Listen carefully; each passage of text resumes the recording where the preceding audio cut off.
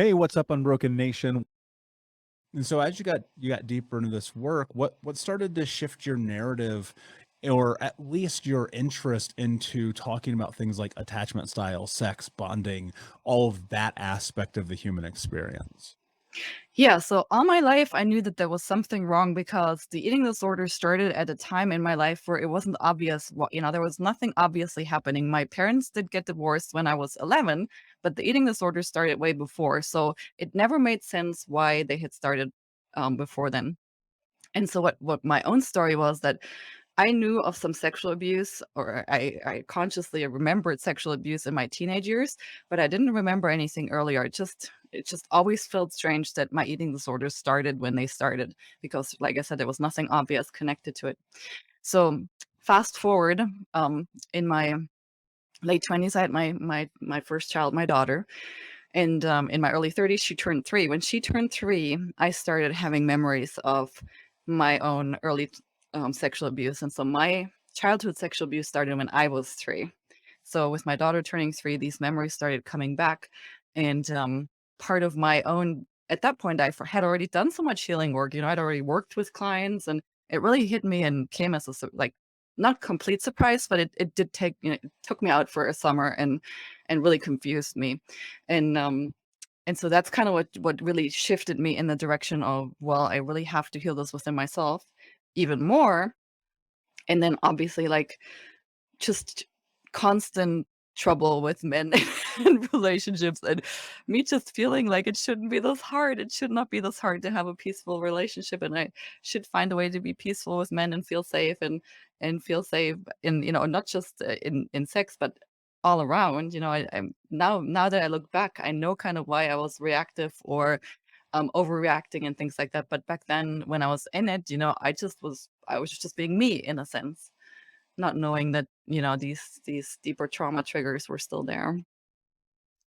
Yeah, and I think that's super common for people. They don't recognize it, right? We're so disconnected and disassociated from the sexual experience. A lot of that because we have, and I include myself in that, had sexual trauma as a kid, and some people just because of the vast amounts of abuse, they don't really understand or know how to navigate it. One of the things that really started to change for me, and I don't know if this held true for you, in terms of just understanding like the dynamic in dating, relationships, and sex was looking at it and understanding attachment styles. And I Mhm. don't know if that held true for you, but it changed everything for me. Yes, for me too. And actually, you would think that I would have come across the attachment style like way, way, like, long time ago.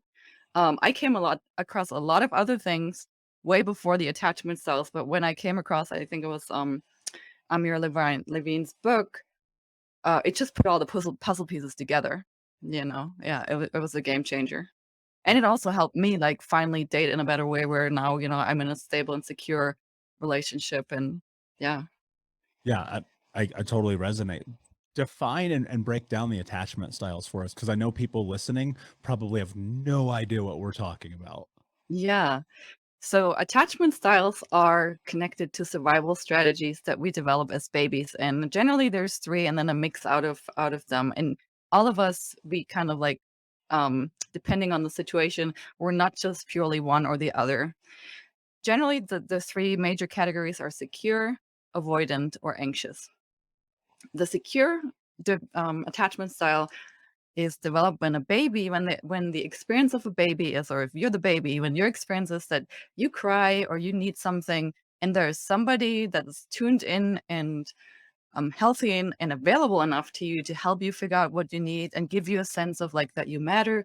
And your experience is just that generally your needs are getting met, and if they're not getting met, you as a baby can make sense of why not, because maybe you can see that the mom's not available right now, or, like, there's enough context for you to make sense of your world. And so your nervous system and your brain develops in a very relaxed and just yeah, relaxed and healthy way. And as an adult, then you become very resourceful. You're able to use your brain very differently than some of these other attachment styles, because your nervous system and your fight or flight are mostly at ease in a sense.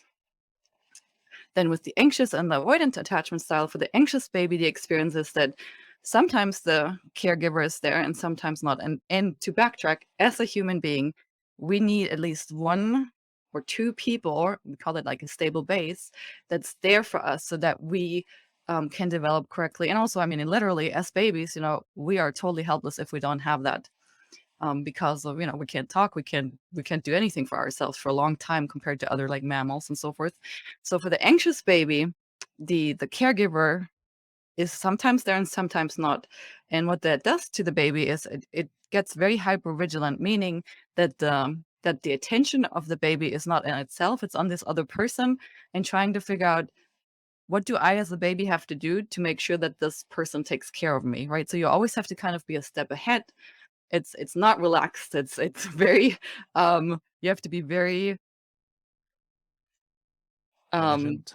yeah, diligent, and just your experience is not that it's easy for you to get your needs met. The experience is that you constantly have to do something right or else something bad happens, kind of a thing.